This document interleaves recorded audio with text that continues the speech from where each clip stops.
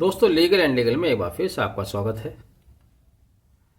25 दिसंबर 2023 राष्ट्रपति महामहिम राष्ट्रपति द्रौपदी मुर्मू द्वारा उन तीनों बिलों को एसेंट दे दी गई, अपने हस्ताक्षर कर दिए गए, जिन्हें संसद द्वारा 20 दिसंबर 2023 में पास किया गया था।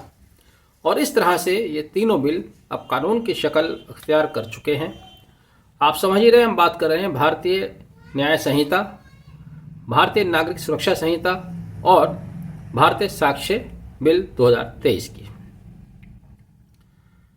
लेकिन 25 दिसंबर के बाद जैसे ही सुप्रीम कोर्ट का फर्स्ट वर्किंग डे होता है, 1 जनवरी, उसी दिन इन कानूनों को चुनौती दे दी जाती है, जैसे कि उम्मीद की जा रही थी।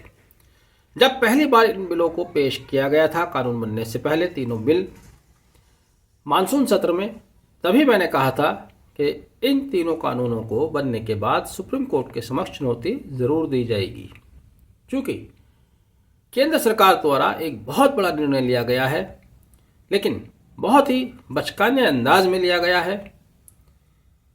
लगता नहीं कि इस पर केंद्र सरकार ने विशेषज्ञों से राय ली है या अपनी राय थोपी है।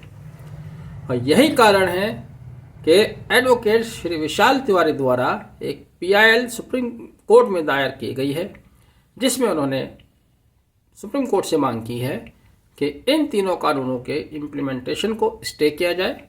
दूसरा, उन्होंने कहा है कि एक एक्सपर्ट कमेटी गठित की जाए सुप्रीम कोर्ट के फॉर्मर जज की चेयरमैनशिप में, जो इसके वायलेबिलिटी पर विचार करेगी। साथ ही उन्होंने यह भी कहा कि यह बिल पास करते समय संसद में उचित तरीके से बहस नहीं कराई गई, क्योंकि जिस दिन बहस कराई जा रही थी, यानी कि 20 दिसंबर 2023 के दिन, उस दिन दोनों सदनों के 141 सांसदों को निलंबित किया हुआ था, यानी कि 141 सांसद उस समय संसद में थे ही नहीं। यहां पर एडवोकेट विशाल तिवारी ने अपनी बात को वेट देने के लिए पूर्व chief justice Shri NV Ramana साहब का एक स्टेटमेंट भी कोट किया है, जो कि उन्होंने 15 अगस्त 2021 को कहीं बोलते हुए कहा था कि आजकल जो कानून आ रहे हैं, पास किए जा रहे हैं लेजिस्लेचर द्वारा, उन पर उचित बहस नहीं की जा रही है, जबकि संसद के अंदर उचित बहस की जानी चाहिए, जिससे न्यायपालिका को भी लेजिस्लेचर द्वारा बनाए जा रहे कानून के पीछे उनकी क्या मंशा है, क्या उसका उद्देश्य है, उसको समझने में आसानी रहे। बहरहाल सुप्रीम कोर्ट के समक्ष अब इन तीनों कानूनों को चुनौती दी गई है। तीनों कानून सुप्रीम कोर्ट के समक्ष हैं। देखना है सुप्रीम कोर्ट इसमें क्या निर्णय लेता है। जैसा कि एडवोकेट विशाल तिवारी द्वारा तीनों कानून के इम्प्लीमेंटेशन पर रोक लगाने की बात कही गई है। दूसरा, उन्होंने चेयरमैनशिप, सुप्रीम कोर्ट के पूर्व जज की चेयरमैनशिप में एक एक्सपर्ट कमेटी की बात बनाने की कही है, ताकि इसकी वायबिलिटी को जज किया जा सके, चेक किया जा सके। लेकिन खास बात यह है कि यह कानून कब से लागू होंगे, अभी तो खुद केंद्र सरकार ने इस बारे में कुछ नहीं बताया है, यानी कि कानून बन चुके हैं।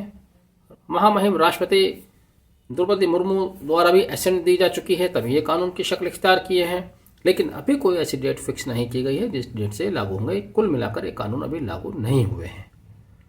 बहरहाल आपने वीडियो आखिर तक देखा, thank you, have a nice day.